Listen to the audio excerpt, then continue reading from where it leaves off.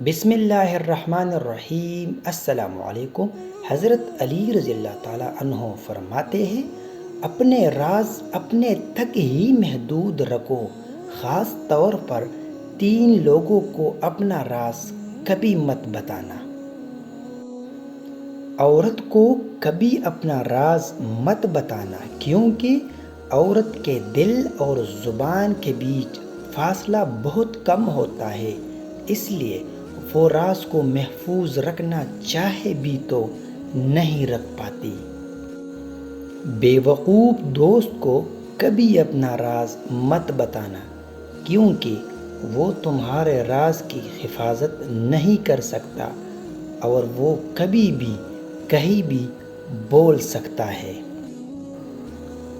کسی بھی جھوٹے انسان کو جو ہمیشہ جھوٹ کا سہارا لیتا ہے، ایسے شخص کو کبھی اپنا راز نہ بتانا۔